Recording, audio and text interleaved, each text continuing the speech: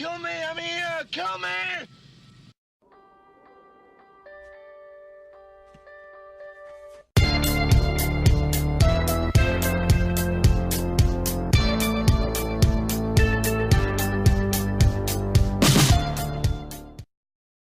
Hey everybody, this is Matthew Movies coming at you with my review of Kubo and the Two Strings, the 2016 Oscar-nominated movie that's up for Best Animated Film.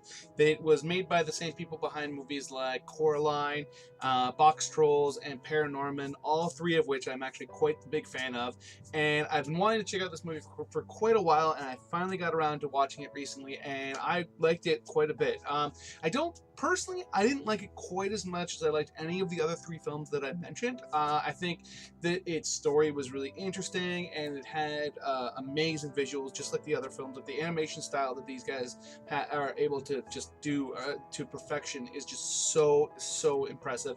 And this movie definitely falls in line with them continuing to show that they are able to accomplish impressive and amazing things in these movies. But the story I thought was actually a tiny bit lacking. And I wouldn't even say it's a tiny bit lacking. I just didn't like it as much as I liked the other three movies. There's very much, you can tell, like a very anime influence to the type of story that they're telling here. Basically, for those of you that don't know, it stars the main character is named Kubo, hence Kubo and the Two Strings, and he goes off on an adventure to try to find out his origins, and he goes with his mother and other creatures, and he interacts with a lot of like otherworldly style beings. Like there's a pair of masked women that are really creepy and really cool. There's a beetle character in armor. His mother is reincarnated as a monkey, and she's there with him, and it's just at first blush when I'm explaining that stuff to you, it may come off as funky, and it may come off like this movie's gonna be kind of hard to go along with and that kind of thing, but it's really not when you actually watch the movie. It's very much a family story, and it has these fantastical elements to it, but they don't serve to undermine the relationships of the characters, and they don't the out there nature of some of the story elements when you don't actually watch the film and you just hear them may sound like they would take you out of the reality of the movie, but that was never the case for me personally when I was watching this movie. So I would say I quite enjoyed it. Like if I was going to give this a score out of 10, it would be like a 7.5 or an 8. Like I still really quite enjoyed it.